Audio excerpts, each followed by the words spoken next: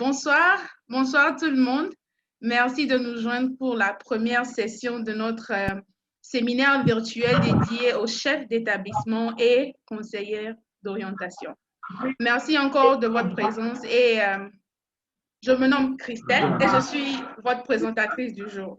Je suis actuellement conseillère d'orientation à l'Université Academic City, basée à Accra, au Ghana, et je suis tout émue d'être là pour vous introduire à ce thème du jour qui est de participer au bien-être émotionnel et de promouvoir la sécurité de nos lycéens durant ce temps de COVID.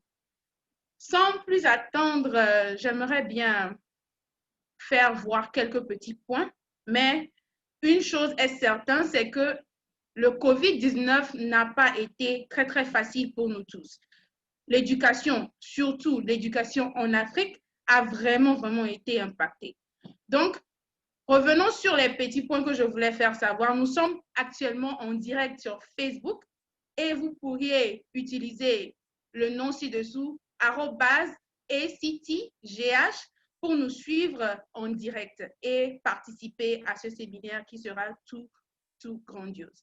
Et secondo, nous avons nos participants du Facebook qui nous suivent en direct sur Facebook, qui peuvent aussi poser leurs questions, bien sûr, après que nous ayons la discussion de nos orateurs.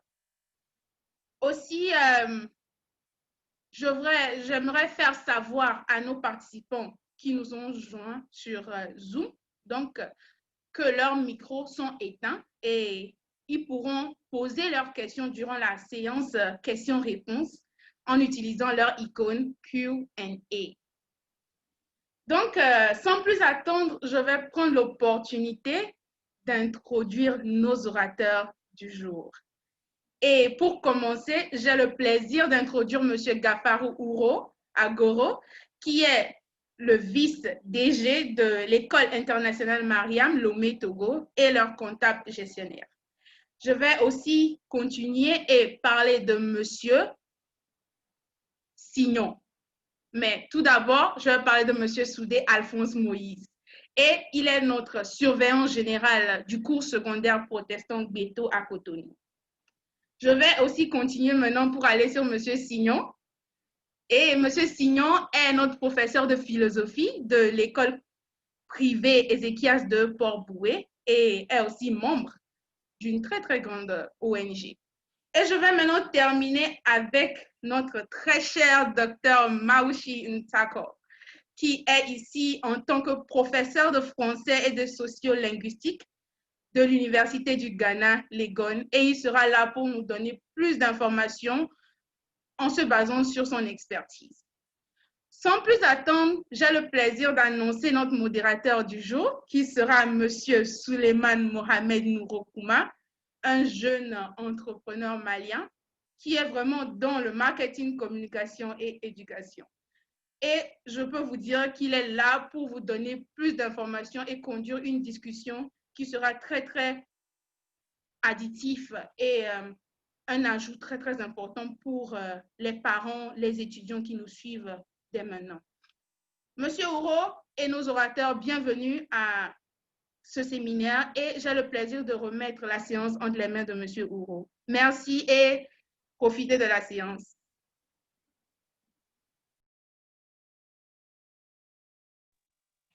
Alors, merci beaucoup Christelle pour l'introduction. J'espère que tout le monde m'entend parfaitement. Effectivement, nous vous entendons. D'accord. Donc, comme l'a si bien dit mademoiselle Christelle, nous allons avoir un débat très enrichissant aujourd'hui. Je rappelle déjà à tous que le thème de notre rencontre, c'est bien le rôle des chefs d'établissement et des conseillers ou conseillères d'orientation. Alors, c'est beaucoup plus, nous allons beaucoup parler du bien-être émotionnel des lycéens et assurer leur sécurité pendant cette pandémie du COVID-19. Alors, je vais commencer par mon très cher collègue, M. Soudé Alphonse Moïse, s'il est là, s'il peut activer son micro. Monsieur Moïse. Monsieur Moïse, je vois que Monsieur Moïse n'est pas là, ou il a quelques petits Oui, c'est problèmes bon. de connexion. C'est bon? Alors, super. Alors, Monsieur Moïse, nous rappelons que Monsieur Moïse est surveillant général et professeur en même temps. Il dispense des cours de secondaire au Cotonou. C'est bien cela, Monsieur Oui, tout à Moïse. fait. Tout Tout à à fait. fait. Ah, excellent, excellent. Alors, je vais vous demander tout premièrement de nous donner vos impressions sur le rôle des chefs d'établissement, tout en sachant que vous n'êtes pas seulement un professeur, mais aussi surveillant. C'est-à-dire que vous avez beaucoup plus la maîtrise du contrôle des élèves dans les établissements. Donc, si vous pouvez nous donner rapidement vos impressions sur le rôle des chefs d'établissement et conseillers d'orientation. Merci. Le chef de l'établissement joue le rôle de chef d'orchestre. C'est lui qui coordonne toutes les activités, à savoir les activités académiques qui sont dirigées par le directeur des études et le préfet de discipline. Donc, il est le chef d'orchestre. Il travaille en symbiose avec toutes ces entités-là. Maintenant, au niveau de chaque classe, comme vous le savez, nous avons un représentant qu'on appelle le professeur principal et qui est en contact direct avec le directeur sur les cas de discipline, sur les cas de travail scolaire un peu médiocre, quitte à rendre compte au directeur qui convoque à son tour les parents. Et pour ça, on organise régulièrement des rencontres avec les apprenants des classes d'examen pour mieux édifier les parents sur les efforts à déployer pour qu'en fin d'année, nous puissions avoir de meilleurs résultats. Et surtout, il fait un travail psychologique. Vous savez que dans les classes d'examen, il y a la peur d'échouer à un examen.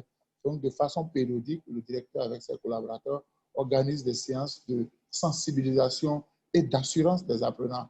Parce que quand l'apprenant récolte quelques 2 ou 3 mauvaises notes, il se dit qu'en fin d'année, ce n'est pas évident qu'il ait de bons résultats. Nous avons pour obligation de rassurer cet apprenant-là, d'indiquer le chemin à suivre à ses parents, savoir s'il a besoin de répétiteurs pour renforcer son niveau. Nous faisons des recommandations à ce niveau-là. Super. Merci beaucoup, monsieur Moïse. Alors, en tant que surveillant, comment ça se passe? Comment vous arrivez à conseiller aux élèves, vos écoles ou bien les futurs étudiants pour les universités? Comment ça se passe? Premièrement, tout avant de nous, comme vous le savez tous déjà, cette pandémie de Covid nous a beaucoup affectés. Donc, vous allez juste nous dire ensuite comment ça se passe, comment ça s'est passé avec la pandémie au Cotonou, plus précisément dans votre école. Non, vous savez, c'est vrai que la crise de Covid-19 a créé des problèmes psychologiques. D'abord, après le confinement partiel, quand on a repris les cours, certains n'ont pas repris les cours. Certains parents ont dit, je ne suis pas sûr que mon enfant soit en sécurité pour reprendre les cours. Mais dans chaque établissement, on a mis des dispositifs en place. Chez moi, par exemple, vous ne pouvez pas avoir accès au collège si vous ne vous lavez pas les mains. Vous ne pouvez pas avoir accès au collège si vous n'avez pas votre masque. À l'entrée, c'est le premier contrôle. Ceux qui ne veulent pas se laver les mains sont munis d'un gel hydroalcoolique. Et dans les classes, nous avons été obligés de dédoubler des classes. Parce que quand vous avez un effectif de 40, en période de Covid-19, avec le respect de la distanciation sociale, on ne peut plus mettre 2 apprenants sur une table. Donc, cela a engendré de nouveaux frais. Ce qui a fait que, bon, à un moment donné, on avait divisé les classes en 2. Il y avait des gens qui venaient le matin et d'autres qui venaient le soir. Mais c'était la même situation d'apprentissage qui était conduite le matin comme le soir. Mais autre chose est qu'on a sensibilisé les parents parce que la maladie ne s'arrête pas à l'école. Quand l'enfant quitte les lieux de l'école, il rejoint sa famille. Un enfant qui a la maladie à la maison peut contaminer ses camarades. C'est vrai qu'à un moment donné, dans mon école, nous avons eu à faire un dépistage d'une classe entière avec des enseignants parce qu'un parent qu'on a soupçonné être décédé de Covid est passé dans une de nos classes. Donc, systématiquement, avec le ministère de la Santé, nous avons pris les dispositions. Donc, on a testé systématiquement tous les élèves. Et puis, Dieu merci, il n'y avait pas de cas positifs. Tout était négatif. Mais on a continué chaque jour, même à l'heure où je vous parle, chaque jour, quand il sonne 15 heures, vous avez le surveillant général, le directeur qui sont au portail. Si vous n'avez pas votre cache-nez, il vaut mieux rentrer sur vous. Maintenant, l'association des parents d'élèves a mis à la disposition de l'établissement un certain nombre de cache-nez. Quand nous constatons que l'enfant n'a pas son cache-nez, nous lui fournissons le cache-nez. Et quand les cours commencent aussi, on fait le tour. Vous savez, parfois, il y a des élèves qui aiment dribbler la vigilance de l'enseignant. Quand on dit de mettre le cache-nez, dès que l'enseignant est un peu distrait, l'enfant baisse le cache-nez, quitte sa place et va perturber les autres. Donc, voilà, c'est une certaine vigilance, hein, parce que le mal est encore avec nous. Donc, nous sommes obligés d'être vigilants à tous les points, que ce soit dans les toilettes, que ce soit dans la cour de récréation, que ce soit en dehors de l'école. Nous sommes non seulement surveillants, mais nous sommes des éducateurs. Notre rôle ne s'arrête pas seulement à sanctionner. C'est vrai que le surveillant général, c'est le commissaire central. Tout le monde a peur de lui, mais le surveillant général a un cœur et il traite les enfants comme il le ferait avec ses enfants. D'accord. Ben, merci beaucoup pour ces points d'éclaircissement, Monsieur Moïse. Nous allons retenir que votre école n'est pas restée en marge de ces mesures de prévention contre la COVID-19. Alors, allons dans le même sens d'idée de cette toute première question. Je vais encore vous demander comment arrivez-vous à gérer en tant que surveillant et avec vos collaborateurs de l'école au Cotonou l'anxiété des élèves en classe d'examen, étant donné qu'ils devaient arrêter les cours et qu'ils devaient suivre les cours à distance. Comment ça se passait? Comment arrivez-vous à gérer cela? Oui, c'est vrai que les premiers jours, comme je vous l'ai dit tantôt, tout le monde n'est pas arrivé. Donc, il a fallu qu'avec le directeur des études, qu'on réorganise l'emploi du temps. On a réorganisé l'emploi du temps, on a divisé les classes. Mais d'abord, on a fait un travail de sensibilisation. Nous avons reçu une délégation du ministère de la Santé qui a fait tout le tour des classes pour démontrer aux enfants qu'on peut éviter la maladie de COVID-19. On peut se protéger parce que ne pas se protéger, c'est contaminer les autres. Donc d'abord, il a fallu faire un travail psychologique, que ce soit sur les apprenants, que sur leurs parents. Parce qu'à un moment donné, des parents, carrément, ont refusé que les enfants viennent à l'école. Nous avons essayé de discuter avec les parents. Ceux qui n'ont pas repris l'établissement, on les a appelés, on leur a donné toutes les assurances. Il y a même des parents qui sont descendus dans le collège pour voir si nous avions effectivement les dispositifs de lavage de mains, si dans les classes, nous avons pris les dispositions. Donc, on a d'abord rassuré les apprenants et on leur a demandé le mal, nous devons vivre avec. Mais nous devons empêcher que ce mal-là se propage. Ça veut dire quoi? Chacun prend ses responsabilités. Et au niveau du système éducatif, pour les classes, les privés généralement qui évoluent en système de trimestre, beaucoup avaient déjà fini les programmes. Donc, on a profité du retour du confinement partiel. Certains apprenants ont perdu l'habitude de travailler seuls. Donc, on a dû réorganiser ce travail. On a mis les bouchées doubles parce que l'essentiel en fin d'année, c'est les résultats. Donc, d'abord, il y a un premier travail psychologique. Le deuxième travail, c'est sur le travail scolaire. C'est-à-dire que ceux qui font cours le matin, on leur donne des devoirs pour l'après-midi. Mais nous, on a décidé de garder au collège les classes d'examen parce qu'on sait que les apprenants, quand ils rentrent et qu'il n'y a pas la surveillance parentale, personne ne travaille. Donc, les autres sont en situation de classe, ceux qui n'ont pas cours sont gardés à la bibliothèque avec un surveillant qui les surveille, le bibliothécaire, avec un professeur qui travaille avec eux. Donc, ça nous a permis d'avoir quand même en fin d'année un certain bon résultat. Nous avons été aussi encouragés, soutenus par les autorités au haut niveau de l'école et aussi par l'association des parents d'élèves. Super. Merci beaucoup pour ces points d'éclaircissement, M. Moïse. Alors, nous allons continuer vers notre deuxième point de discussion qui est vraiment la continuité des cours pendant la pandémie.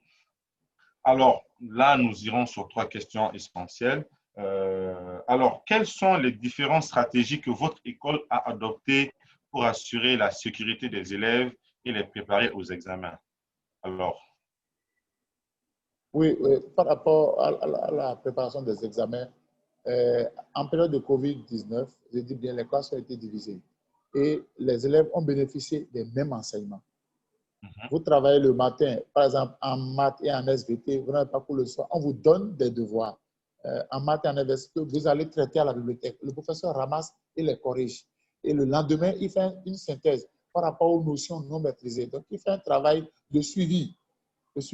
Et ceux qui avaient des difficultés à décoller, on leur a préconisé des cours de renforcement, c'est-à-dire les samedis après-midi et les mercredis après-midi. Ça, c'est le premier aspect. Mais le second aspect, on a recommandé aux parents.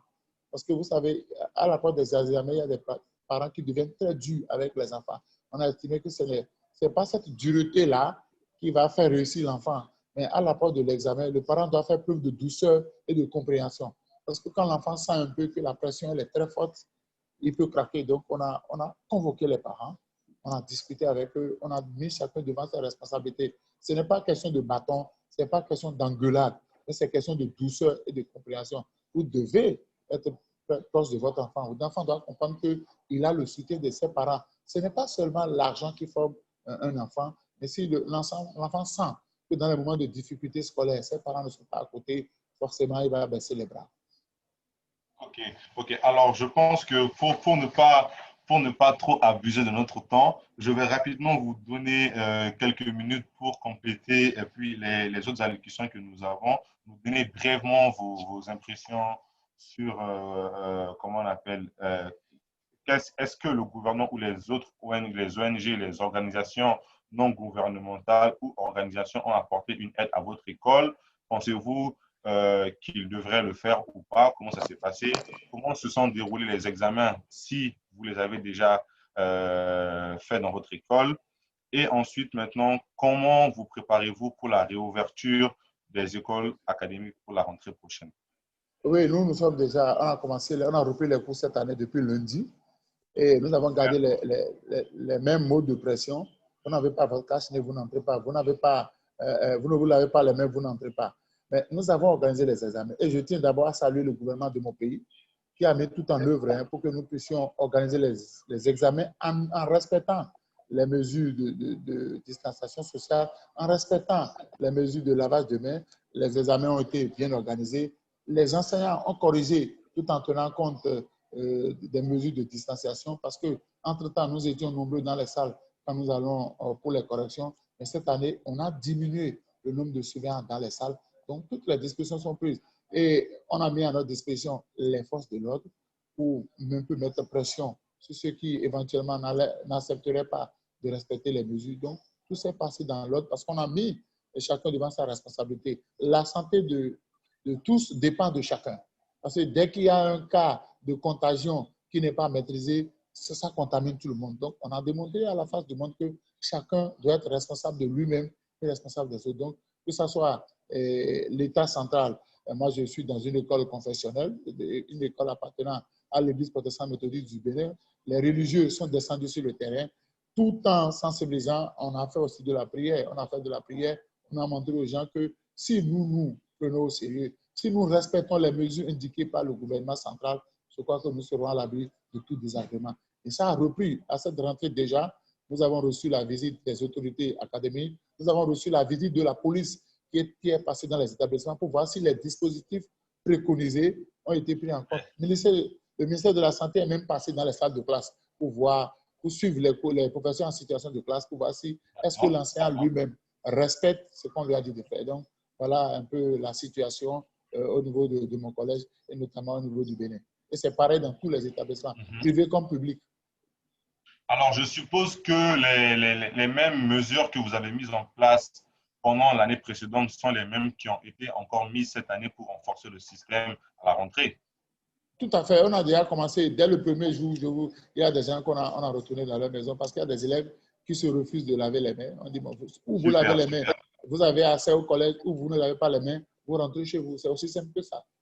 Et pour finir, monsieur Moïse, avant de passer à notre prochain orateur, alors, si toutefois vous devriez conseiller une université à vos futurs universitaires, quelle serait cette université? Bon, vous savez, aujourd'hui, ce n'est pas pour vous flatter, l'anglais est devenu indispensable. Hein. L'anglais est devenu indispensable. La plupart des livres scientifiques, la technologie me met en anglais. Donc, je recommanderais aux enfants qui ont des aptitudes, d'abord de faire une année d'anglais. Ils ont l'opportunité d'aller étudier dans les grandes universités des pays anglophones, notamment le Ghana que je connais un peu parce que en tant qu'étudiant, quand j'étais étudiant au département de linguistique, nous faisons régulièrement des bains linguistiques. On a séjourné à l'université. Donc, je recommanderais aux enfants d'aller vers les formations qui vous donnent la possibilité d'être bilingue. C'est-à-dire que vous pouvez avoir votre formation en français et en anglais. Parce que je dis, beaucoup d'opportunités s'offrent à ceux qui sont bien formés au-delà de leur pays. Si vous êtes formé au Bénin, que vous avez des opportunités au Ghana, en Angleterre, au Nigeria, et que vous ne comprenez pas l'anglais, vous êtes obligé de perdre une année d'autre. Il vaudrait mieux couvrir L'anglais les deux formations. LM, n'est-ce pas? l'anglais reste la première Ouais, langue la plus parlée au monde. Donc, et oui, nous allons, entre guillemets, juste leur dire que peut-être en passant par un pays anglophone, qu'il faudrait peut-être faire un tour dans notre école qui nous a permis de nous rencontrer aujourd'hui, qui est vraiment Academy City University oui. College. Alors, merci beaucoup. Nous avons nos anciens élèves avec vous, puisque c'est un d'entre eux qui a pris contact avec moi, qui est passé par le CSP, qui est actuellement dans votre école là-bas. Ah, excellent, excellent, excellent. Donc, merci et nous en sommes fiers. Merci beaucoup, C'est monsieur, moi qui vous remercie. pour l'élégance de vos avis. À monsieur Uro Ogoro Gafarou. S'il est là. Oui, il est là. Bon, bonsoir à tous les panélistes. Moi, c'est Gafarou Agoro Bonjour, bien. de l'école internationale Mariam de Lomé. Exactement. J'allais juste vous introduire encore avant que de vous donner la parole. Alors, nous sommes très heureux de vous avoir avec nous. C'est un plaisir. Nous saluons toute la population togolaise. Un salut vraiment de l'altitude. Alors, monsieur Gafarou, si je peux me permettre, ou on préférait plus monsieur Agoro? Oui, c'est vrai, moi, je représente généralement le directeur dès qu'il n'est pas là, j'assume les responsabilités bien. Mis à part cela, bon, j'assume aussi la comptabilité, je fais en même temps la gestion du côté financier de l'école. Tout à fait. Donc, je rappelle à tout le monde que monsieur Agoro est le vice-directeur général et comptable gestionnaire en même temps de l'école internationale Mariam Agoro. Nous allons, comme vous le savez, le thème de notre séminaire, c'est bien le rôle des chefs d'établissement et conseillers ou conseillères de rotation. J'aimerais bien avoir votre aperçu, votre point de vue sur ce thème en tant que directeur général qui vous donne une vision d'ensemble sur la gestion d'une école, mais aussi en tant que gestionnaire. Nous savons tous que la comptabilité, la gestion financière dans les établissements est un peu compliquée. C'est un cas assez délicat. Donc, en tant que vice-directeur général et gestionnaire, pouvez-vous nous partager, s'il vous plaît, vos points de vue par rapport à cela? Oui, merci pour la parole. C'est vrai que cette situation de Covid-19, ça a vraiment secoué presque tous les pays. C'est vrai que l'école internationale Mariam n'a pas été du reste. C'est vrai que déjà à partir du 20 mars, l'État togolais avait ordonné la fermeture de toutes les écoles. Et là, ce qui n'est pas le cas de notre intervenant du Bénin. Pour ici, c'était systématique, c'était très rigoureux. Aucune école ne peut déroger à la règle. Donc, on était obligé de fermer l'école. Et à partir du 22 mars, donc on avait les cours en ligne que nous avons initiés, puisque déjà nous avons une plateforme que nous appelons ProNotes, par lequel on envoyait déjà les cours et les exercices aux élèves bien avant que cette situation de Covid-19 ne vienne. Donc déjà les cours ont continué, donc nous on a continué les cours par les cours en ligne, on envoyait aux élèves déjà les cours, les exercices. Et si il y a pour entrer, pour pouvoir corriger les devoirs, tout se faisait en ligne. C'est lorsqu'un élève ne comprend pas, même les contacts par WhatsApp, on avait juste limité ça parce que ce n'est pas tous les parents. La rigueur des parents, ils n'aimeraient pas que leur enfant soit sur WhatsApp, donc que ce soit typiquement sur le site de l'école et que par le lien de ProNotes. Il faut reconnaître aussi que côté gestion de l'école, ça n'a pas été du tout facile. Bien avant, en temps, on avait dit que nous pouvons reprendre et c'est pour ça l'école internationale était obligée d'élaborer un protocole sanitaire puisque nous faisons partie du district 5 de la ville de Lomé, plus précisément dans le quartier Kakaveli. Donc, les autorités avaient envoyé des agents sanitaires pour venir vérifier tout pour voir si vraiment on donnait la sécurité aux enfants, si les enfants, peut-être ceux qui ne comprenaient pas l'école, pouvaient venir et suivre, c'est-à-dire histoire de rencontrer l'enseignant pour qu'on puisse lui expliquer un temps ça peut ce que l'enfant ne comprend pas. C'est vrai que sur ça, ils ont été rigoureux, très rigoureux même. Actuellement, nous, on a repris les cours depuis le 1er septembre. Ils ont fait le programme français et le programme national, c'est-à-dire le programme togolais. Même pour reprendre le programme français, ce 1er septembre passé, ça n'a pas été du tout facile. Il fallait encore leur prouver vraiment que nous avons mis des mesures en place vraiment des mesures en place qui donnaient la sécurité aux enfants. Et déjà, avant d'accéder à l'école, il faut la prise de température avec les thermoflash, le lavage des mains systématique. Un élève qui vient, qui n'a pas son cache-nez, automatiquement le parrain est appelé, l'élève est mis à la porte, le parrain est appelé pour lui amener son cache-nez pour que l'enfant puisse accéder parce qu'on ne sait pas qui est porteur et qui n'est pas porteur. Bon, vous comprenez que ici, l'analyse, déjà même le test du Covid-19, nous sommes dans le privé et pour le faire, ce n'est pas du tout, c'est pas donné à n'importe qui. On peut se le faire, certes. Donc, et côté financier, il faut reconnaître que, vous voyez, déjà, on était en mars et ce n'était pas tout le monde qui était déjà en règle, bien avant que la décision de suspension des cours n'advienne. Et du coup, il faut reconnaître que nous sommes en contrat avec les intervenants, que ce soit les enseignants et tout le monde. Il faut payer tout le monde à temps sans tenir compte de que l'élève soit en règle ou non. Vraiment, ça a été un coup très dur pour l'école, mais toutefois, ça a été un défi. Ça a été aussi une autre expérience que nous avons vécue. Et ça nous permettra aussi d'avance de savoir. C'est vrai que chez nous, ici, déjà, on s'était dit à partir du début février, il faut être en règle. Tout élève. Mais je ne vais pas vous mentir, presque 25% étaient totalement en règle. Vous imaginez que ça, il n'y avait pas question de dire que c'est parce que les élèves, tout le monde n'est pas en règle que vous ne pouvez pas payer les intervenants.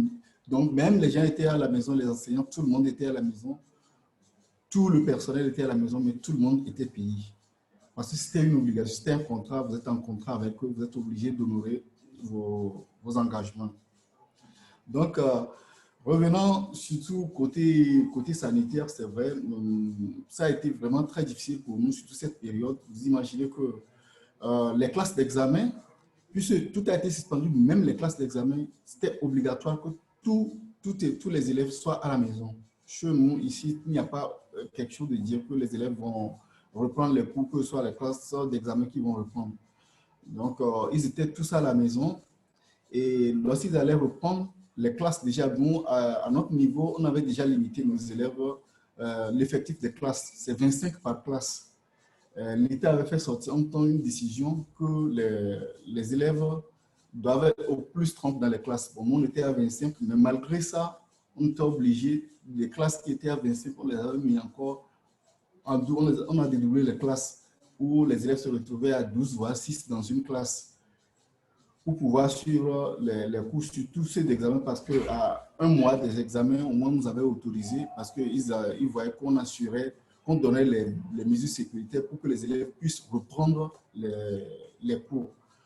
Donc, c'était vraiment difficile, c'est vrai, presque toutes les classes étaient occupées pour qu'on puisse reprendre les cours et les élèves puissent passer les examens. Les derniers, actuellement, le bac togolais, n'ont pas encore eu les résultats.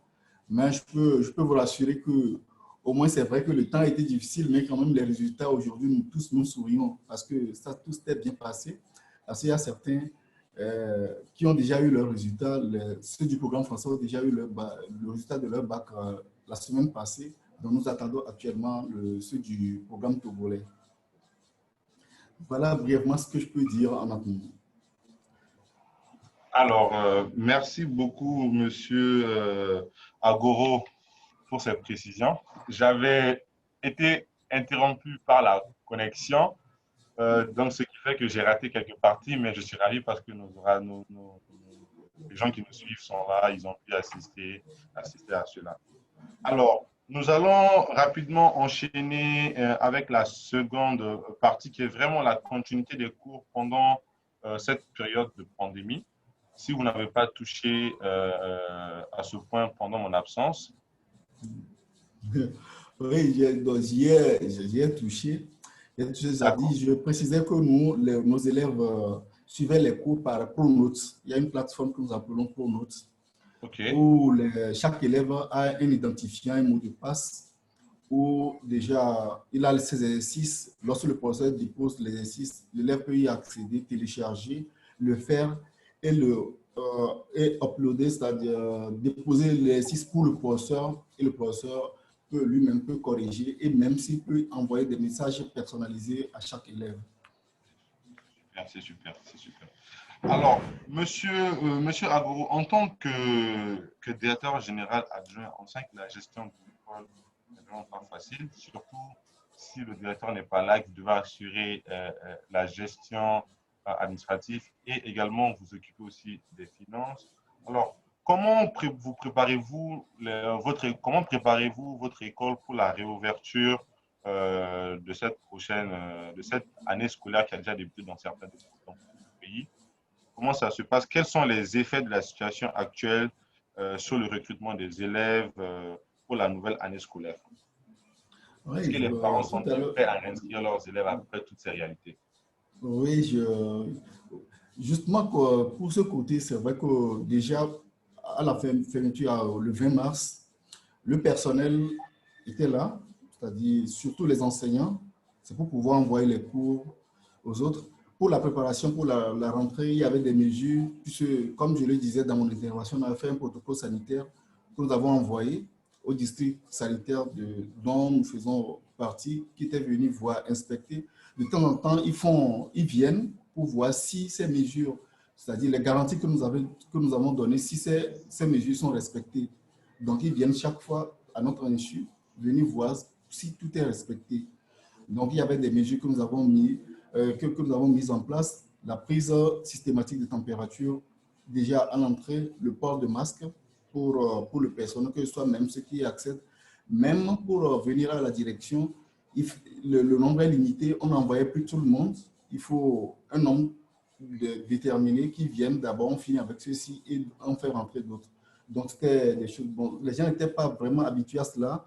Ça faisait que de temps en temps, il y a certains qui n'étaient pas du tout d'avis de ce qui se passait. Mais il fallait qu'on leur explique que c'est pour leur sécurité, c'est pour notre sécurité aussi. Côté maintenant, pour la reprise, bon, comme je le disais tantôt, nous faisons deux programmes, le programme français et le programme national, le programme togolais. Donc, pour le programme français, on a déjà repris depuis le 1er septembre de ce mois. Privé, quoi. Oui, donc c'est vrai que ça n'a pas été tout facile, puisque pour l'État togolais, c'est le 26 octobre que ça doit reprendre. Et là, avant qu'on nous autorise, il y avait déjà le protocole sanitaire que nous avons envoyé. Ils sont venus inspecter, voir les lieux. Bien avant la rentrée, on a dû désinfecter les lieux, les classes, et on est obligé, on a doublé encore les systèmes de lavage de mains, que ce soit lavage de mains, on a mis des systèmes solaires et des mécaniques pour que ça puisse, pour qu'il n'y ait pas d'affluence à l'entrée. Aussi, avant les sorties et les entrées, on avait avant des portes des sorties de sécurité, on est obligé d'ouvrir ces sorties. Actuellement, nous avons au total 7 sorties, alors qu'avant, on utilisait 3. Donc, on est obligé d'ouvrir les autres sorties supplémentaires pour qu'il n'y ait pas d'affluence à l'entrée ou aux sorties des élèves. Aussi, pour la sortie des élèves, par exemple, avant, ils commençaient les cours à 7h30. On est obligé de réaménager les emplois du temps. Il y a certains élèves maintenant qui commencent à 7h30, un autre groupe qui commence à 8h30 et certains qui sortent à 14h30 et d'autres qui sortent à 15h30. C'est juste pour éviter l'affluence aux sorties. D'accord, d'accord. Merci beaucoup pour ces différents points. Alors, la prochaine question que je m'en vais vous poser, c'est de savoir comment cette pandémie, selon vous, comment cette pandémie de la COVID-19 façonnera-t-elle ou maintient-elle le cursus scolaire dans une école pour nos élèves? Pardon, je vous saisis un peu mal. Je dis, alors je demande, ça c'est vraiment d'un point de vue personnel, selon vous, comment cette pandémie façonnera-t-elle ou maintiendra-t-elle le cursus scolaire? Oui, je crois qu'au début, cette situation, tout le monde a paniqué, hein. Tout Donc, à fait. personne ne savait. Ben, aujourd'hui, je crois qu'on est obligé de faire avec. On se met en tête psychologiquement tout en se disant que c'est une maladie comme les autres. On prend les mesures nécessaires, les mesures barrières et on essaie de faire, de rester dans les limites, suivre les prescriptions et vivre avec tout en euh, tout en exécutant les mesures qui ont été prises, les directives que l'État a données. Déjà, c'est ça même qui rassure l'autorité publique lorsqu'ils voient que ce qu'ils ont ordonné, les mesures qu'ils ont données, vous respectez cela, ils vous donnent l'autorisation de continuer tout en venant à chaque fois à l'improviste venir voir, inspecter pour voir si vous respectez ces mesures qui ont été prises. Dans le contrôle sanitaire et tout ce qui s'ensuit.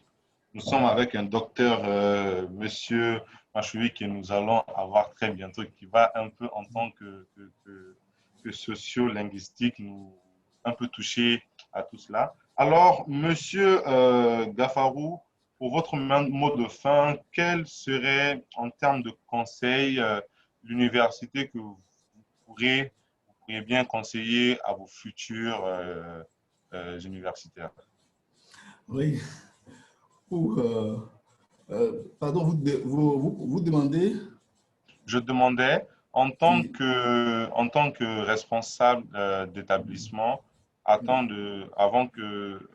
quels seraient en termes de conseils d'université, les universités que vous pourriez conseiller à vos futurs étudiants et pourquoi? Oui, je crois que déjà Christelle pourra vous dire qu'une fois, elle a déjà fait un saut chez nous ici. C'est vrai que déjà, il y a un parent la fois passée qui me disait que lui est au Ghana, il y travaille, qu'il a été étonné que son fils lui parle de l'université académique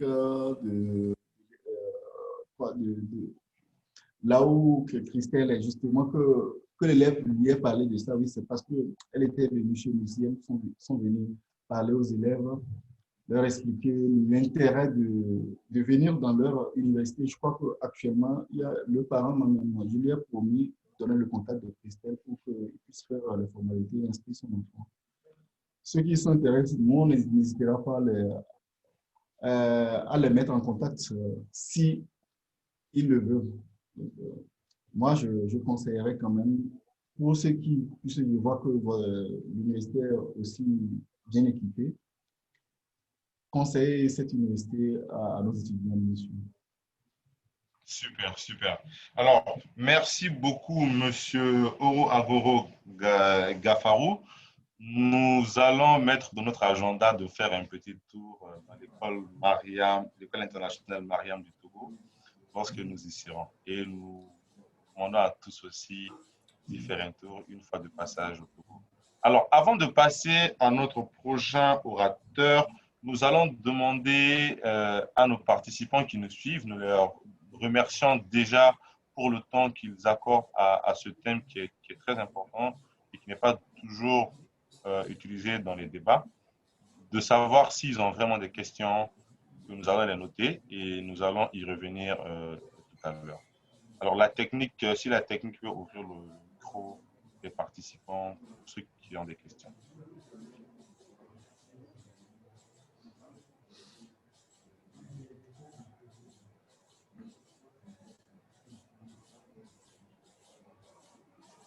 On n'a pas de questions. Mademoiselle Christelle, elle est là? Oui, je suis là, je vous suis. Vous êtes là. On n'a pas de questions sur Facebook aussi? Malheureusement, on n'a pas encore de questions, mais je crois qu'ils attendent à ce que toutes les informations soient sur la table avant de poser les questions. Avant de poser les questions. Alors, donc, une chose que j'aimerais dire, c'est que nos participants du Zoom, ceux qui nous ont rejoints sur Zoom, pourront utiliser la session Q&A, questions-réponses, pour poser leurs questions. durant la discussion et on y répondra après. Ou ceux qui sont sur Facebook aussi. Ils pourront même lever leurs mains avec les icônes sous leur écran et puis on y répondra. Il n'y a pas de souci. Merci beaucoup, Mademoiselle Christelle. Alors, nous allons passer à Monsieur Natakor Maouchi. S'il est là.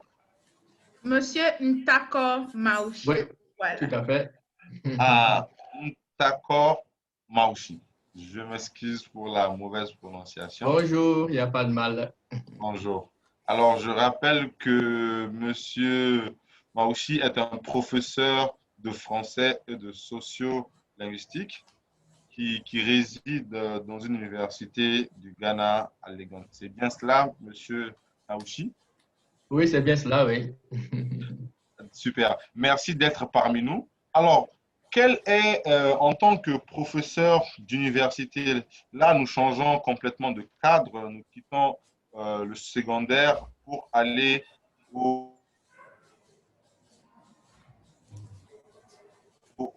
supérieur un peu.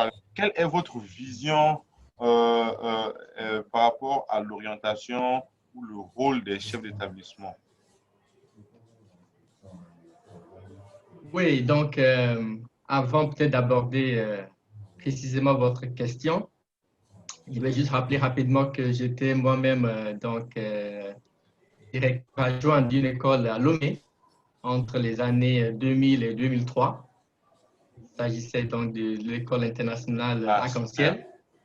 Donc, j'ai passé 3 ans à Lomé, je connais un petit peu le terrain des lycées, etc. Et je peux bien imaginer les conditions dans lesquelles les choses se passent actuellement. J'allais commencer en élargissant un petit peu le débat avant de peut-être cibler plus précisément ce dont on parle, en nous demandant de penser très généralement à l'éducation dans le monde entier. Et j'ai envoyé un petit lien dans le chat, dans notre chat, d'un article que j'ai lu il n'y a pas trop longtemps. Et c'est un article qui rappelle le titre est « Agir ensemble pour l'éducation après la crise ». Et dans cet article, on signale le fait que pendant la pandémie, près de 1,5 milliard d'apprenants, c'est-à-dire 90% de la population étudiante mondiale, ont cessé d'emprunter le chemin de l'école et des universités dans plus de 190 pays. Donc, nous voyons déjà l'ampleur du séisme que l'avènement du Covid peut avoir sur le monde entier. C'est vrai que chez nous, dans nos écoles, dans les grandes villes, peut-être on a la possibilité soit d'aller à l'école, soit de fonctionner par les cours en ligne. Mais par exemple, au Ghana, nous avons été obligés de fermer toutes les écoles, toutes les universités, pendant, voilà l'article dont j'ai parlé. Pendant plusieurs mois, on a été obligé de fermer les universités.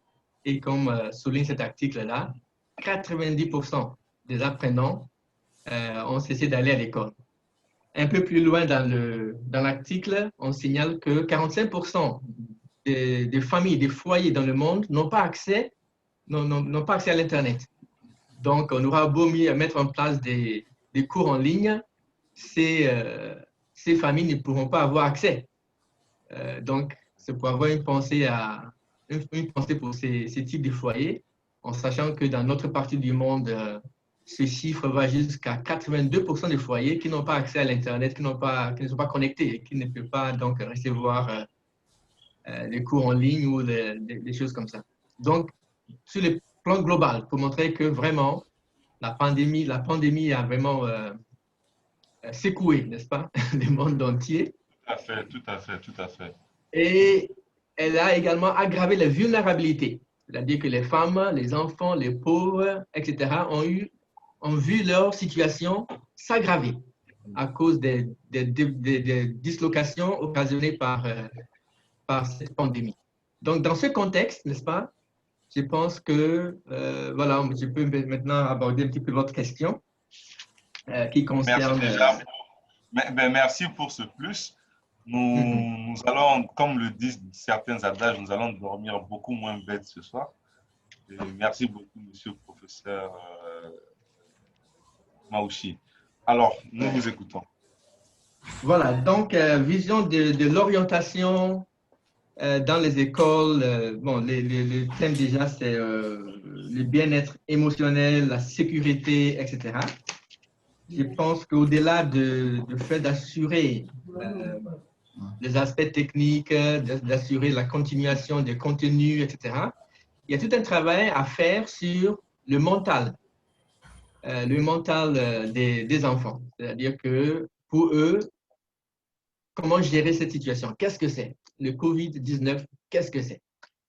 Il faudra des psychologues, il faudra peut-être des pasteurs ou des chefs religieux pour venir un petit peu conseiller les enfants et les familles. Mais les profs et les chefs d'établissement aussi doivent avoir une façon d'aborder la question même, c'est quoi le COVID? Qu'est-ce que c'est? Et quel est son... Voilà. Qu'est-ce que ça représente pour nous tous? Et donc, de ce point de vue, j'ai déjà parlé de l'impact de la chose sur l'éducation, mais je pense qu'on peut aussi aborder l'aspect conséquences. C'est-à-dire que le COVID-19 nous pose tous quelques questions. Quelle est, sur le plan individuel, notre façon de réagir à ce problème? Sur le plan collectif, quelle est notre façon de réagir à ce problème? Sur le plan systémique, sur le plan des systèmes, quelle est notre façon de réagir à cette maladie? Quelles sont les problématiques soulevées par cette problématique, par cette maladie? Et bon, dans tout ce que nous avons dit jusqu'ici, nous avons abordé quelques aspects. Je pense qu'il y a également un aspect que je vais soulever. Il s'agit du fait que le COVID doit nous pousser aussi à réfléchir sur notre humanité. Notre humanité, sur les 3 points que j'ai soulevés, individuel, collectif et puis systémique. Prenons individuellement. Vous savez, en lisant les journaux, que par exemple aux États-Unis ou bien en France, il y a des gens qui insistent au nom de leur liberté d'expression, de leur liberté individuelle, d'aller en ville, d'aller dans les boutiques sans masque, ou bien d'aller à la plage, parce que le soleil brille un petit peu. Quelle est la responsabilité individuelle de tout un chacun face à cette situation? Donc, dans un établissement, je pense qu'il faut engager les étudiants dans une réflexion profonde sur ne serait-ce que cette question-là sur les plans individuels. Moi, Jean, moi, Sylvie, quelle est ma responsabilité en tant qu'être humain, en tant qu'enfant, en tant que sœur et frère, camarade à l'école? Qu'est-ce que je dois faire dans cette situation pour démontrer voilà, que je suis un citoyen, je suis quelqu'un de responsable dans le cadre de mon école.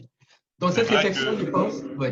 Tout à fait, c'est vrai que nous devons beaucoup mettre en avant le côté citoyen pour nous aider beaucoup. C'est vraiment un plus, ce côté citoyen que nous devons développer tous dans le sens de cette pandémie pour améliorer les conditions pour qu'elle nous soit favorable. Alors, monsieur Maouchi, nous avons même une question déjà de l'un des personnes qui nous suivent, Amifi Bakita. Alors, ça rentre un peu dans le sens de la prochaine question que je m'en vais vous poser. Nous savons déjà que dans les universités, les cours en ligne étaient déjà des acquis, mais nous pourrons dire que l'avènement de la COVID-19 a beaucoup mis l'accent et a beaucoup amené toutes les écoles ou toutes les institutions vers l'amélioration de leur système, comment dirais-je, virtuel, comment implémenter la mise en place des systèmes de cours en ligne et tout ça. Alors, en tant que professeur d'université, comment ça se passait avec cette pandémie dans les universités? Donc, effectivement, au Ghana, par exemple, comme je disais, nous avons été obligés de fermer, de tout fermer abruptement. Et donc, l'université nous a donc rapidement formés. Dans l'espace de 2 ou 3 semaines, on a mis en place des formations pour les profs pour qu'on sache utiliser un système interne de dispensation de cours en ligne. Et donc, vous imaginez, les profs, les vieux comme les jeunes, on a dû se mettre forcés, contraints à l'informatique, etc. Ça n'a pas été facile. Donc déjà, du côté des profs, comment remodeler ma façon d'enseigner, comment remodeler mon contenu, comment remodeler l'interaction avec les étudiants pour passer de cours magistraux à un cours en ligne. Donc, ça déjà, c'était très difficile à mettre en place. Donc, après 2 ou 3 semaines, quand même, on a commencé à utiliser Zoom, on a commencé à utiliser Teams. Teams, je crois que c'est Microsoft Teams ou bien Google Gmail, Google Meet, etc. Certains ont utilisé Google Classroom, on a utilisé notre système interne qui s'appelle Sakai, etc. Et très rapidement, on a fait passer les examens aux étudiants en ligne. Et ça a été très difficile. Ça a été très difficile, pourquoi? Parce que tous les étudiants étant dispersés dans leurs foyers respectifs, beaucoup se retrouvaient dans des villages ou dans des petites villes où la connectivité n'était plus du tout assurée. Donc, au début de mon discours, je vous disais que, de ma participation, je vous disais qu'en Afrique, 82% des foyers n'ont pas accès à l'Internet. Eh bien, effectivement, pour passer un examen de fin de semestre sur Internet, quand on n'a qu'un petit portable, même pas un smartphone, mais peut-être un petit portable qui est incapable de se connecter correctement, ou bien un ordinateur, ou bien on n'a pas d'ordinateur, c'était vraiment difficile. Du coup, l'université a été obligée après de dire à tous ces étudiants qui n'ont pas pu assister soit aux cours, soit aux examens, de revenir sur le campus pour finir un petit peu le cursus et passer les examens en étant sur les campus. Donc, ça a été un peu, même beaucoup, très, très difficile de s'organiser. On ne s'imagine pas. On ne s'imagine pas, on dit online, online, mais en fait, ce n'est pas du tout évident. Tout à fait. Et je pense même que la question de l'une de nos participantes ou participants était vraiment dans ce sens, c'était de savoir comment est-ce que les cours arrivaient à être toujours mis sur le programme alors en ligne, sachant que certains élèves n'avaient pas vraiment accès à la connexion. Je pense que c'est un problème qui va de soi. Ça, c'est un point de vue personnel, surtout pour le monde universitaire. Nous ne pouvons pas être un étudiant et ne pas avoir certains outils adéquats parce que quand qui dit universitaire dit recherche et qui dit recherche dit connexion. Donc, ce sont des questions qui vont vraiment de pair et qui vont ensemble.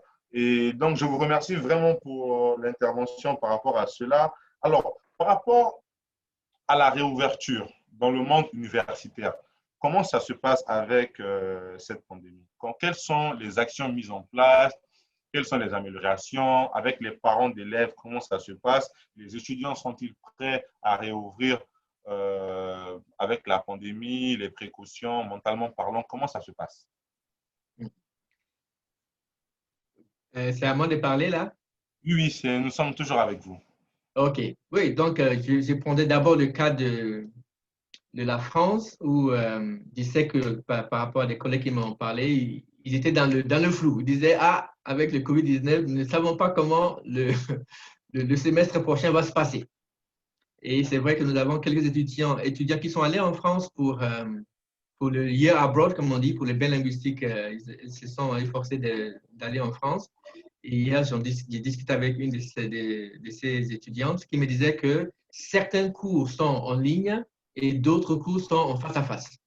Donc, évidemment, il s'agit d'aménager les espaces de façon à avoir la distanciation sociale, etc. Et puis faire en sorte qu'il n'y ait pas trop de danger. Mais beaucoup de cours se passent en ligne. Au Ghana, nous allons pour, j'allais dire, 80% du système de l'établissement, des établissements, faire des cours en ligne. Mais pour certaines facultés, il est prévu de faire des cours en face à face. parce que, bon, c'est du coup des pratiques, du cours en sciences, on ne peut pas tout faire en ligne. Les écoles de médecine, etc., ne peuvent pas tout faire en ligne. Donc, il est prévu de fonctionner comme ça. Sinon, pour nous autres, que ce soit pour le cours des français ou d'autres matières, tout va se passer en ligne. Et comme je vous disais, nous avons un système interne auquel l'université est en train d'ajuster un aspect vidéo en ligne. Avant, c'était juste échange de données, échange de fichiers, etc. Un peu comme Google Classroom, si vous connaissez Google Classroom. Si, Voilà. si, Google Classroom. C'est ça.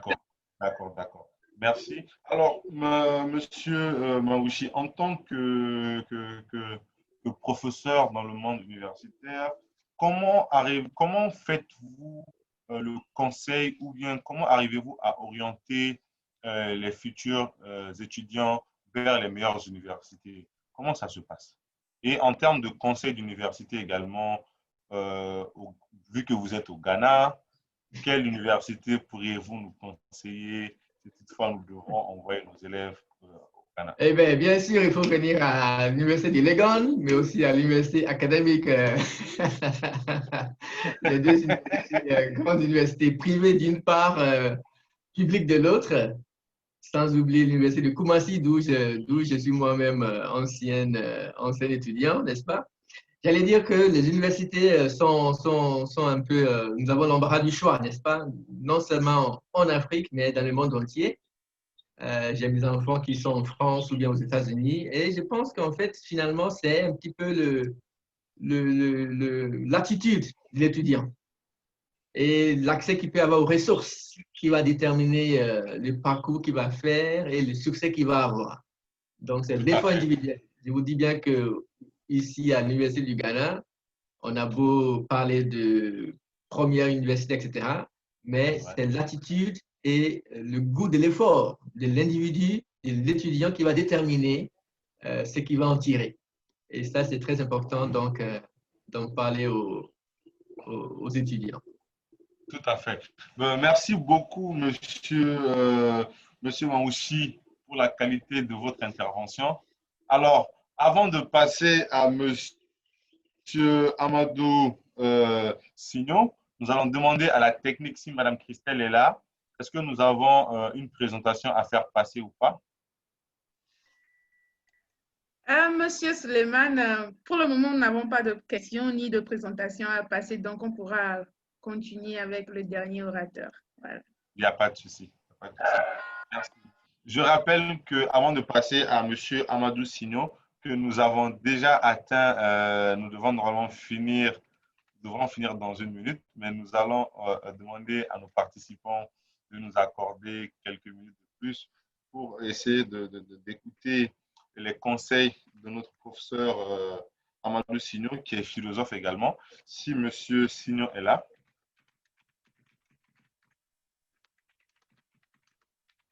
Oui, je suis là. Bonsoir à tout le monde. Bonsoir. Bonjour, monsieur Signon. Vous allez bien? Je vais très bien. Et chez vous? Ça va, ça va. J'espère que nous allons avoir beaucoup d'adages philosophes avant de nous quitter. Alors, en tant que très grand philosophe, monsieur Amadou, quel est selon vous le rôle des chefs d'établissement et des conseillers ou conseillères d'orientation, plus précisément dans le cadre de la COVID-19, pour emmener nos lycéens vraiment dans un bien-être émotionnel afin d'assurer leur sécurité durant cette pandémie? Merci, cher Suleiman Mohamed. On dit chez nous que celui qui parle en dernier prend le risque d'être occupé par tout le monde et d'être vraiment suivi par tout le monde. Et donc, c'est une grosse responsabilité pour moi, mais aussi un plaisir de parler après toutes ces intelligentes interventions et brillantes interventions. C'est avec plaisir que je prends la parole. Ici, nous sommes à Abidjan, l'école dans laquelle j'enseigne dans la ville d'Abidjan, Côte d'Ivoire. Nous avons eu des réunions successives avec les directeurs et les chefs administratifs pour prendre les mesures nécessaires pour la sécurité et l'épanouissement émotionnel de nos élèves. Parmi ces mesures, nous avons fait ce qui était recommandé, le lavage des mains des élèves. Nous avons aussi eu à mettre à la disposition de l'ensemble du personnel et des élèves des gels désinfectants. Nous avons imposé le cache-nez aux élèves et aussi le cache-nez où ce que vous pouvez voir ici, c'est aussi une mesure de protection qui permet à la fois aux professeurs de parler, de dispenser le cours et d'être aussi dans les mesures barrières. Il y a des messages qui ont été transmis aux parents d'élèves pour que les mesures barrières continuent chez eux-mêmes en famille afin que tout le monde soit en sécurité écarté de cette pandémie. En ce qui concerne l'affectation du fonctionnement, nous avons eu à déposer auprès de l'administration des cours que nous avons préparés. Ces cours ont été repris par les élèves qui, à la maison, lisaient le cours, posaient des questions via le réseau que nous avons mis en place sur WhatsApp, sur différentes plateformes Internet, les permettant de poser des questions et de suivre des cours qu'on mettait en ligne, déposaient lorsqu'ils n'avaient pas la connexion Internet et les moyens technologiques nécessaires, venaient ici dans l'établissement déposer leurs devoirs et nous, en retour, on les récupérait là et on donnait la note.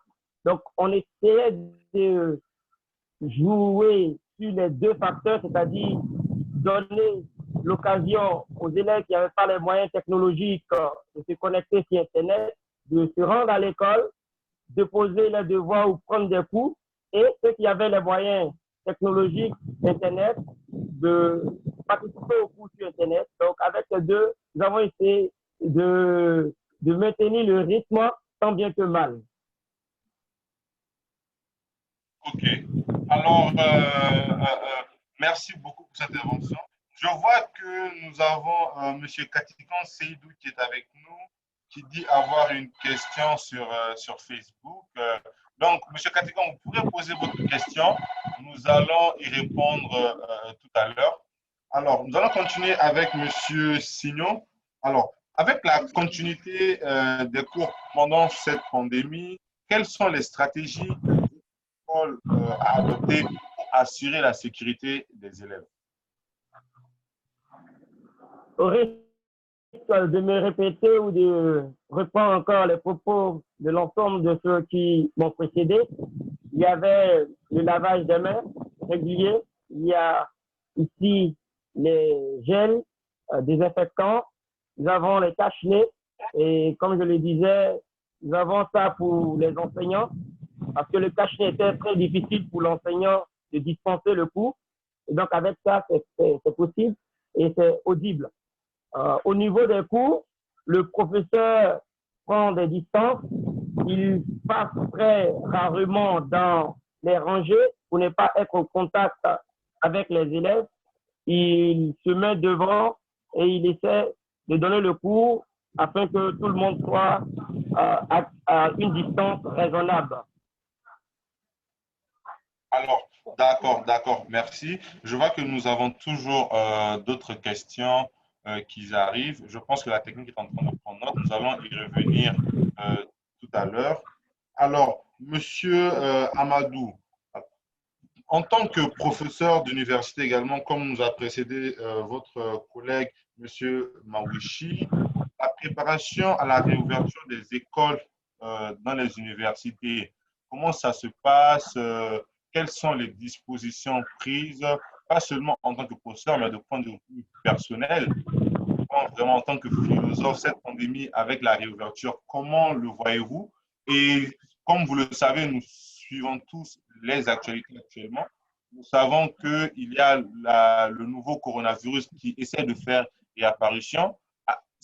Nous ne le souhaitons pas, mais supposons que cela arrive. Comment cela devrait se passer? OK. Merci, Monsieur Suleiman Mohamed. J'aimerais rectifier un fait. Je ne suis pas encore professeur à l'université. Je suis professeur de collège et de lycée. Même si je veux considérer vos propos comme une prophétie à mon endroit et je l'accepte. Voilà. Tout à fait. OK.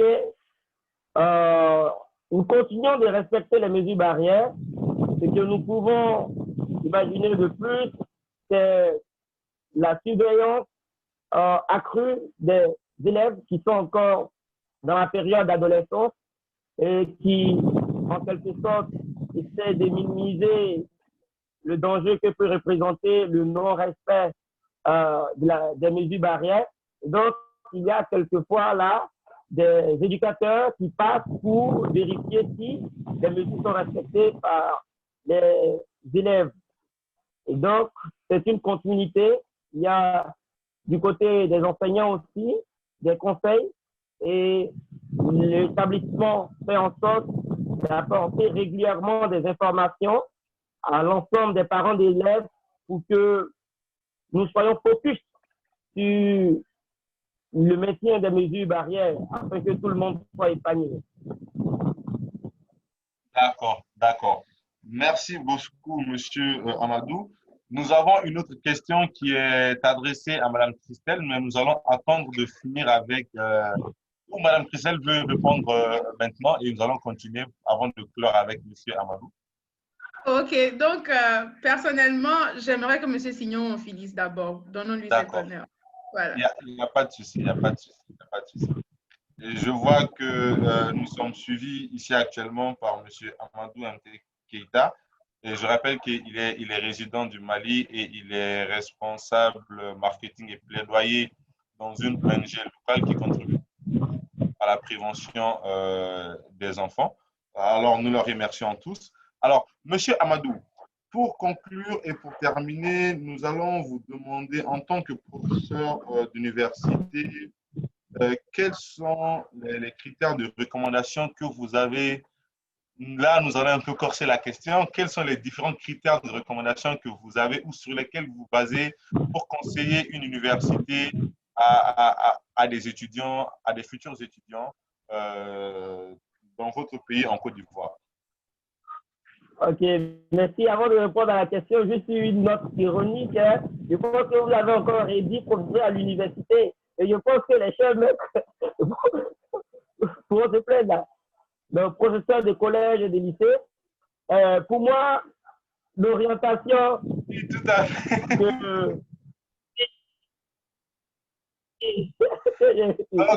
L'orientation que nous donnons aux et aux futurs étudiants, c'est par rapport à leur capacité, par rapport à leur désir et par rapport aux débouchés futurs.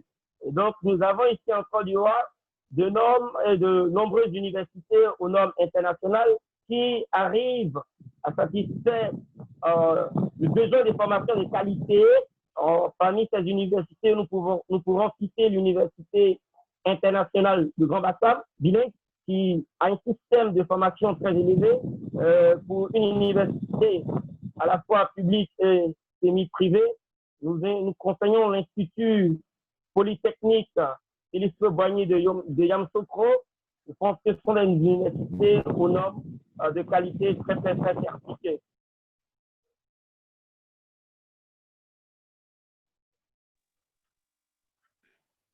Alors, super. Merci beaucoup, Monsieur Amadou. Alors, je m'excuse, j'étais tout en train de dire professeur d'université, alors que c'est professeur dans un collège privé Ezechia 2 de Port-Boué à Gonzague en Côte d'Ivoire. C'est bien cela. Et merci pour la rectification la première fois. Je n'avais pas très bien fait. Super, super. Alors, nous vous remercions beaucoup, Monsieur Amadou.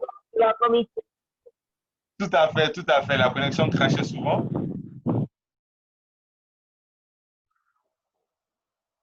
Et nous passons.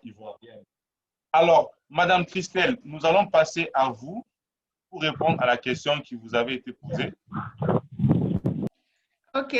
Merci beaucoup à tous nos orateurs. C'est vraiment un honneur de vous avoir encore une fois. Et par rapport à la question qui nous est posée, je vais répondre la question plutôt pour permettre à nos participants de savoir ce dont nous parlons. Donc, veuillez me donner quelques minutes. Voilà. Donc, Monsieur Sumpa Bolenga nous dit « Merci, chers tous, pour l'initiative. Je voudrais savoir si votre université a formé déjà des cadres qui sont dans la vie active, bref, des anciens étudiants de référence. Merci. » Donc, Monsieur Bolenga, merci beaucoup pour la question. Effectivement, Academic City, nous étions là. Ce que nous avons fait, c'est nous avons fait une étude. Nous étions là en tant qu'université et nous avons changé notre nom parce que nous voyons qu'il faut redéfinir l'éducation en Afrique. Donc, en tant qu'ancienne université, SMU, je peux dire, nous avons des cadres qui sont dehors. Mais en tant qu'Academic City, nous ne voulons pas juste avoir des cadres qui sont dehors parce que ça fait 2 ans qu'on est en train de remodeler, comment dire, nos étudiants. Et nos étudiants n'attendent même pas de sortir dehors pour faire quelque chose. Ils sont déjà en train de le faire à l'école. Nous avons banalement une équipe d'étudiants, notamment de 4 filières, qui se sont assis dans les ateliers malgré que la pandémie sévissait. Et ils ont construit des respirateurs artificiels qu'on appelle ici au Ghana ventilators. Vous voyez que ce sont des étudiants en première et deuxième année, donc ils n'ont pas attendu à ce qu'ils soient dehors pour pouvoir donner une solution aux problèmes de l'Afrique. Donc, je peux dire qu'en tant qu'Academic City, nous n'avons pas encore de personnes dehors, d'étudiants dehors, mais nos étudiants sont déjà en train de faire l'impact qu'il faut depuis leur première année, deuxième année. Et ils sont déjà en train de se créer une image. Parce qu'avec ce qu'ils ont fait, et c'est cette équipe, mais d'autres étudiants individuellement ont déjà commencé leur entreprise. Ils ont déjà commencé par créer leur machine. Et c'est ça qui fait notre honneur. On sait que s'ils arrivent à faire ceci de ce pas depuis la première et deuxième année, ça veut dire que quand ils auront fini, ils sont déjà établis. Ils savent ce qu'ils veulent faire. Donc, voilà, j'espère que j'ai pu de mon mieux répondre à la question de M. Bolenga et j'attendrai impatiemment d'autres questions de sa part, bien sûr, et ça sera un honneur pour moi. Voilà, M. Suleiman, s'il y a d'autres questions, je suis là et s'il y a d'autres questions pour nos orateurs aussi, on peut continuer. Alors, je suis en train de vérifier, je ne sais pas. Bon, je vois M. Afia Boadi qui dit une question pour M. D'accord, s'il vous plaît. Quel est le rôle des étudiants dans leur communauté? Et il y a également monsieur ou mademoiselle Condé qui dit, bon, ça c'est une salutation depuis la Guinée. Donc, je ne sais pas si monsieur Maouchi peut répondre à cette question. C'est vraiment de savoir quel est le rôle des étudiants dans leur communauté. Je pense que la question n'est pas vraiment complète. Elle porte à confusion. Mais je ne sais pas si le professeur a une idée de la réponse à apporter à cette question. Oui, donc, bon, quel est le rôle des étudiants, c'est ça, dans leur communauté? Oui. Quel est le rôle de leur communauté? OK, bon. Je pense que les étudiants ont l'avantage d'être dans nos sociétés les plus éduqués.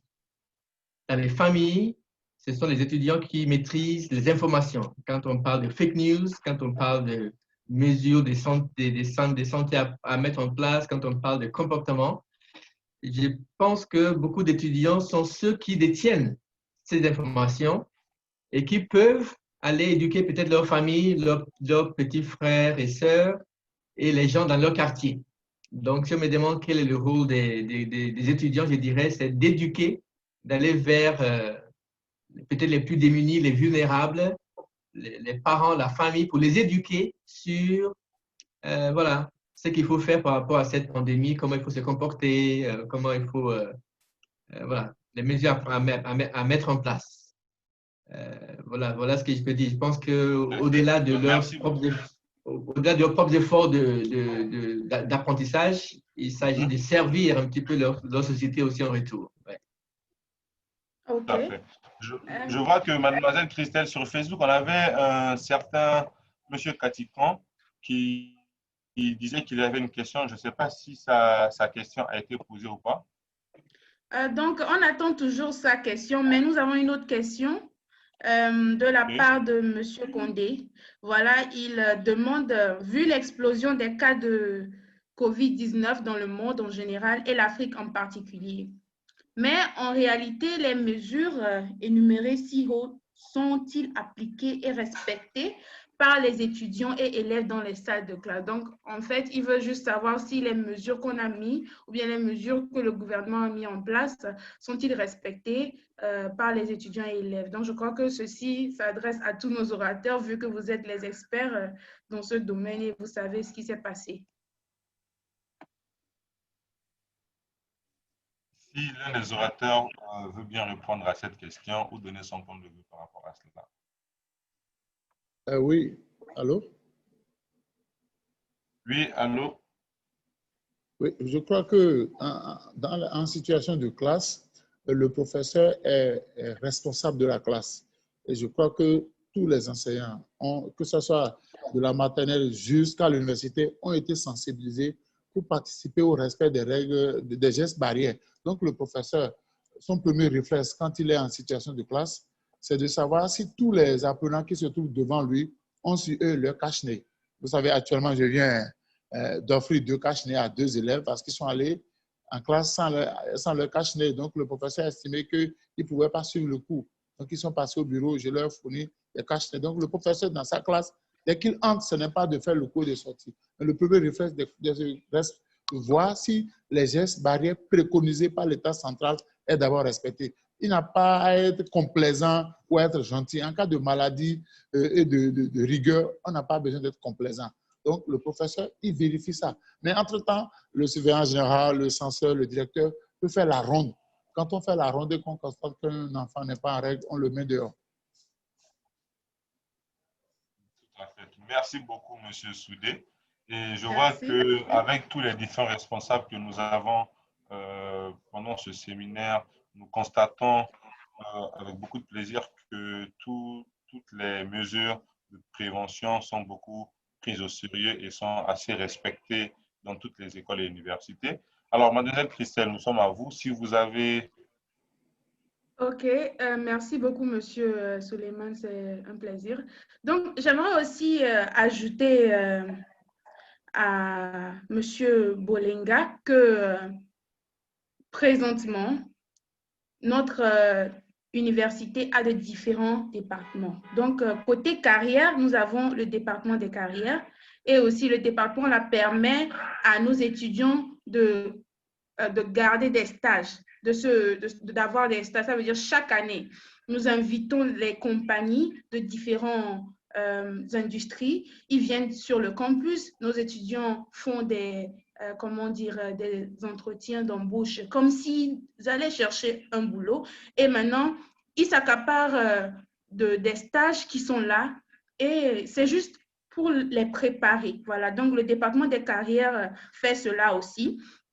Et c'est tout un processus. Donc, depuis la première année, nos étudiants n'ont pas cette mentalité de vouloir travailler pour quelqu'un. Bien sûr, il faut commencer un peu petit, quoi. Mais l'important, c'est que tu puisses créer ton propre travail parce que c'est l'entrepreneuriat et l'innovation qui va faire avancer l'Afrique. Rien d'autre. C'est ça notre idée, c'est ça notre mentalité. Si tu sors de l'école et tu t'attends à ce que tu dois travailler pour quelqu'un avant de vivre, mais ce n'est pas ce qu'il faut avec l'Afrique. On a fait ça pendant plusieurs années et ça nous a amené nulle part. Donc, il faut redéfinir l'éducation et c'est ce que nous faisons. Donc, avec 2 ans, nous sommes fiers d'avoir nos étudiants qui sont en train de créer leur carrière depuis l'école.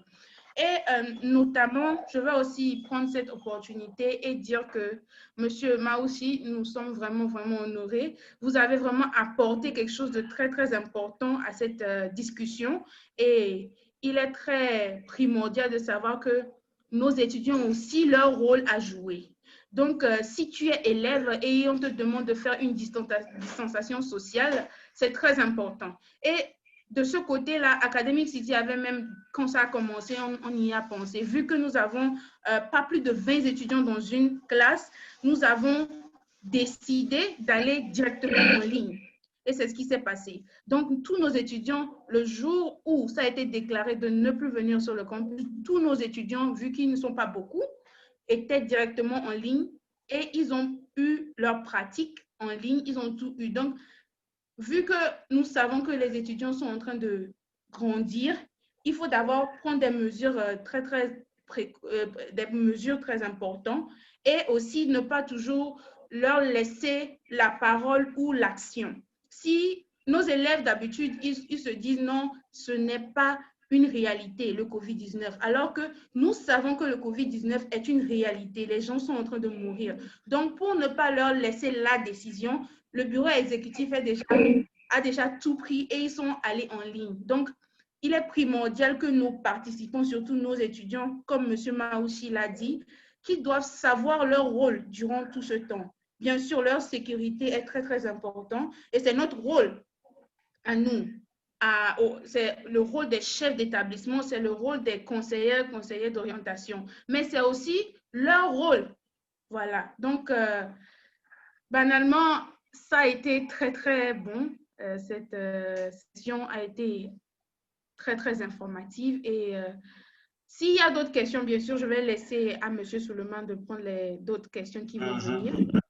Je vois que nous venons juste d'avoir une troisième question. Il y a M. Seydou Katikon qui félicite tous les présentateurs.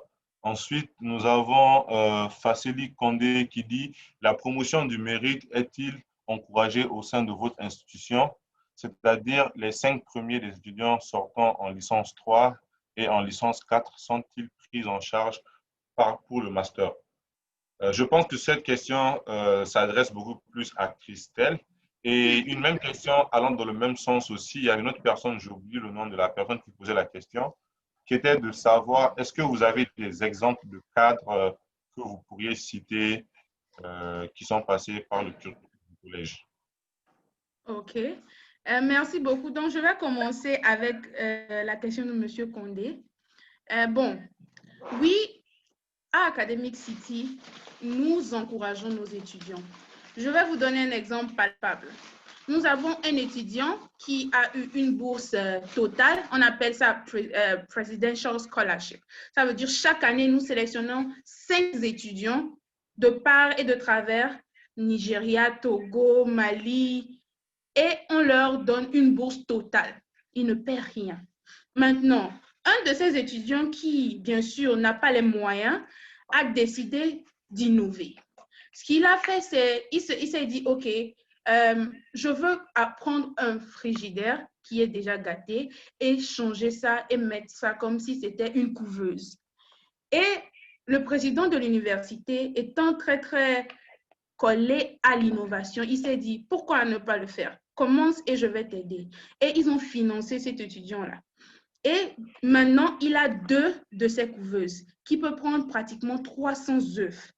Et il est en train de faire passer ça de fermier en fermier. Et ça, c'est l'entrepreneuriat. Donc, vous pourriez voir qu'il n'avait pas les moyens de commencer, mais on lui a donné les moyens de commencer et il a terminé. Et il est même présentement sur BBC. Donc, je pourrais même partager le lien après où il a été interviewé par BBC sur ce qu'il est en train de faire. Et ça, on les expose déjà devant le monde. Donc, nous donnons d'habitude, nous supportons nos étudiants moralement, financièrement et nous donnons aussi des bourses. Donc, le mérite est très, très important à Academic City. Et pour le master, nous sommes en collaboration avec banalement 5 universités aux États-Unis où nous aimerions bien que nos étudiants fassent 3+2.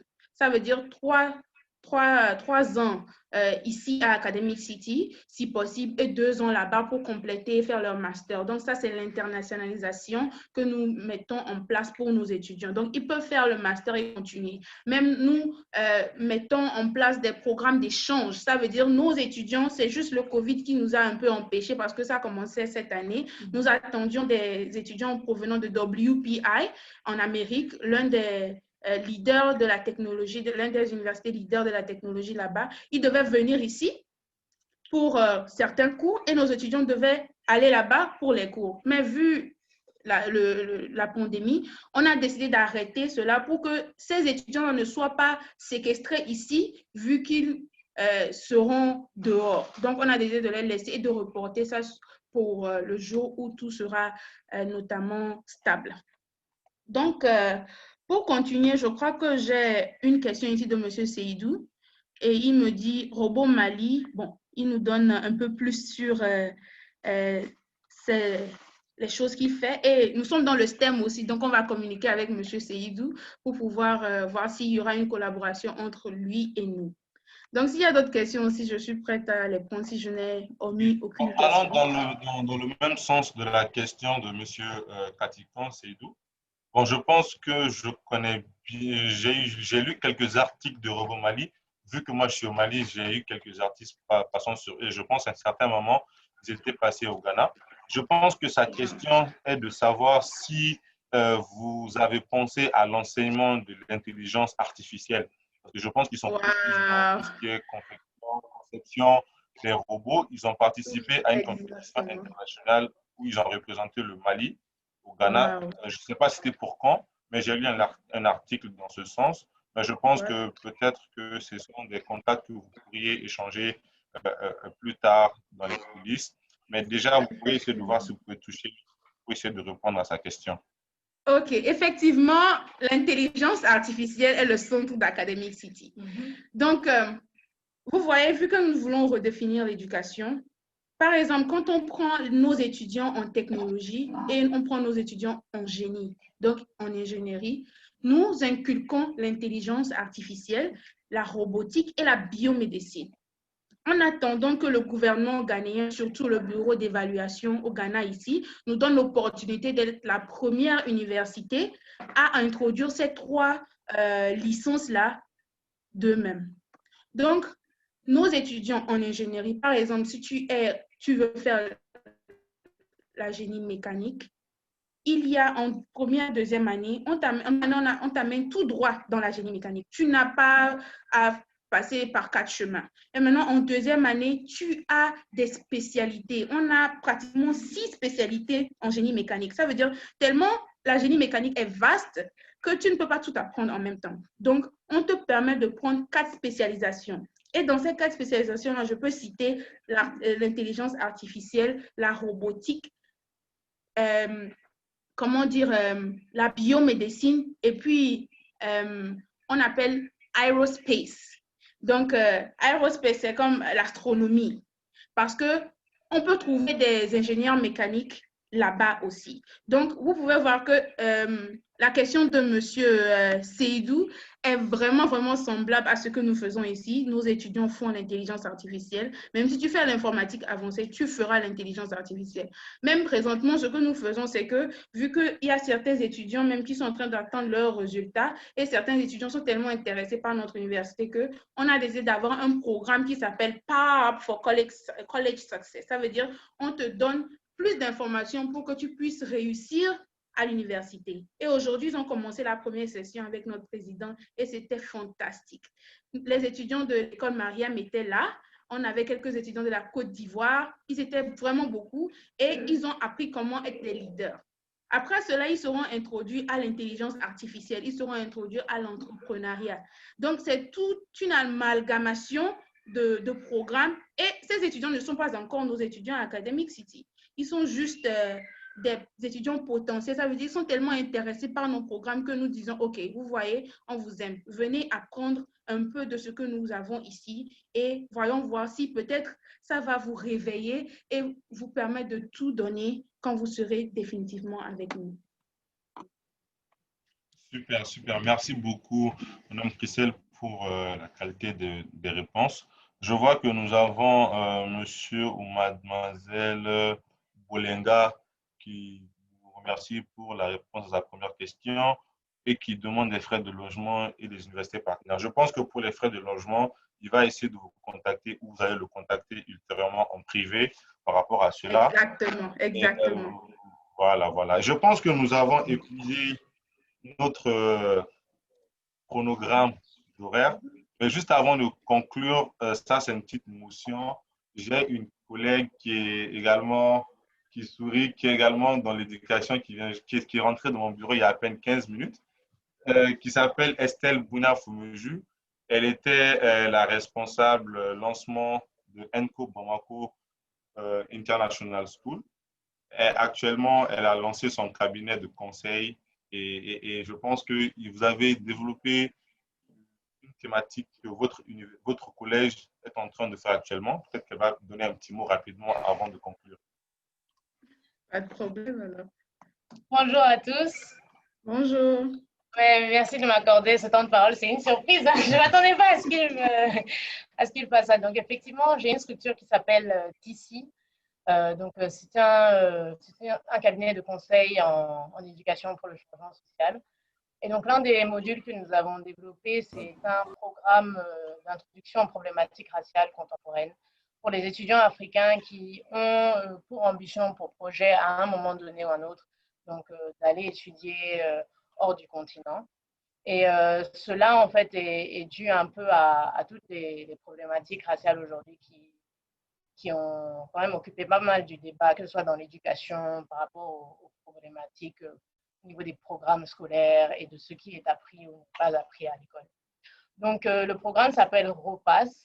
Vous pouvez avoir plus d'informations sur le site ticiconsulting.com/ROPAS ou bien sur les pages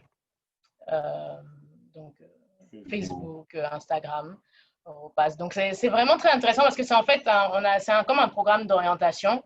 Donc, par rapport à ce que vous faites, donc d'accompagner les élèves à mieux réussir à l'université, il y a quand même cet aspect aussi du multiculturalisme en fait, auquel il faut vraiment préparer les élèves. Donc c'est un peu l'objectif du cours, de parler de l'histoire, du racisme, de résistance et de l'antiracisme aussi. Merci beaucoup. On va rajouter ça à nos carnets d'adresses. Donc, mademoiselle Christelle, je pense que nous avons épluché notre agenda.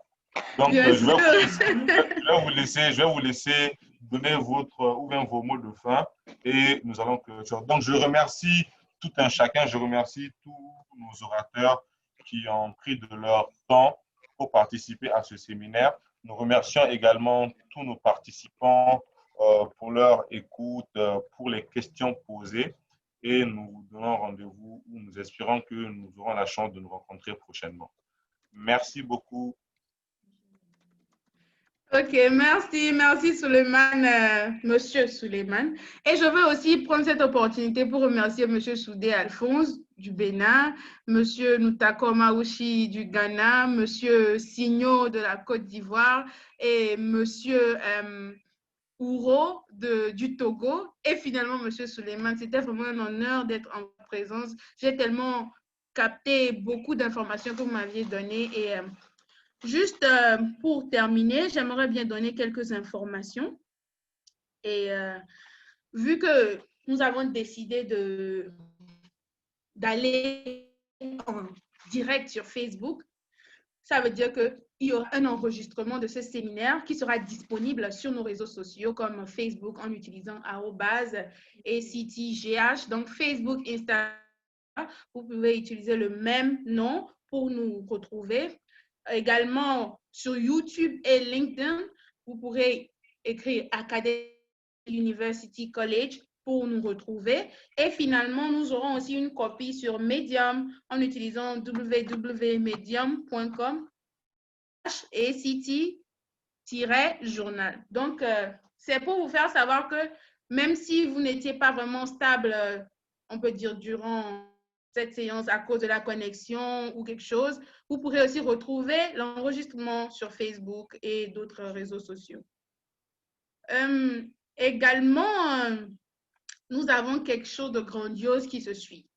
Nous n'avons pas oublié nos étudiants francophones au Ghana ici, pas du tout. Le Ghana est un pays, nous avons beaucoup d'universités, notamment notre université Academic City. Donc, nous avons décidé, après les chefs d'établissement et conseillers d'orientation, pourquoi ne pas avoir un aperçu sur la vie d'un étudiant francophone au Ghana? Et ceci va regrouper tout un nombre d'étudiants. Un étudiant d'Academic City, un étudiant d'une autre école, les présidents des associations francophones au Ghana ici, juste pour savoir, OK, tu as finalement appris au Ghana ou bien tu es en train d'apprendre au Ghana. Comment est-ce d'être un étudiant ici? Donc, veuillez nous retrouver en novembre. Bien sûr, on va vous donner plus d'informations d'ici là sur nos réseaux sociaux et novembre 2020 sera vraiment exposé aux étudiants et savoir comment même ils ont géré le COVID.